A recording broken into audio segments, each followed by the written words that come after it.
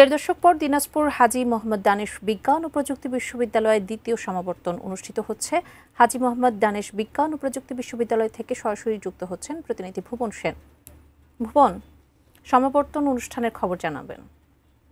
বিশ্ববিদ্যালয় ক্যাম্পাসে এসে পৌঁছেছেন এবং তারা কিন্তু তাদের যে পুরাতন বন্ধু বান্ধব তাদের সঙ্গে আড্ডায় মেতে উঠেছেন।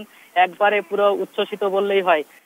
কিছুক্ষণের মধ্যেই প্রধান অতিথি হিসাবে এখানে উপস্থিত হবেন শিক্ষা উপদেষ্টা অধ্যাপক রফিকুল আবরার। আর কিছুক্ষণের মধ্যেই তার নেতৃত্বে শিক্ষা উপদেষ্টার নেতৃত্বে একটি বর্ণাঢ্য র্যালি হবে। এরপরেই কিন্তু যে সমাবর্তন অনুষ্ঠান সেটি অনুষ্ঠিত হবে।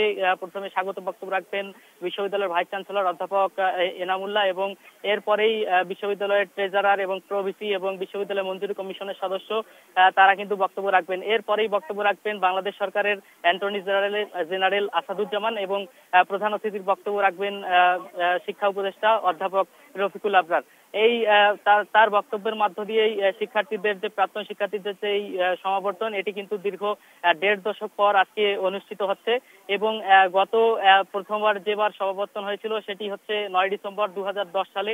এবার দ্বিতীয়বারের মতো শিক্ষার্থীরা তারা 8033 জন শিক্ষার্থী এই সমাবর্তন অনুষ্ঠানে অংশগ্রহণ করবেন এবং আমরা দেখেছি সকাল থেকেই তারা ক্যাম্পাসে আসতেছেন, বিভিন্ন জায়গা থেকে তারা তাদের যে পুরাতন বন্ধু বান্ধব তাদের সঙ্গে আড্ডায় মেতে উঠেছেন এবং সর্বশেষে শিক্ষা উপদেষ্টার প্রধান অতিথির বক্তব্যের মধ্য দিয়ে পরে জাতীয় সঙ্গীত পরিবেশন করবেন এবং সেই পরিবেশনের মধ্য দিয়ে যে আনুষ্ঠানিকতা এই সমাবর্তনের আনুষ্ঠানিকতা সেটি কিন্তু শেষ হবে।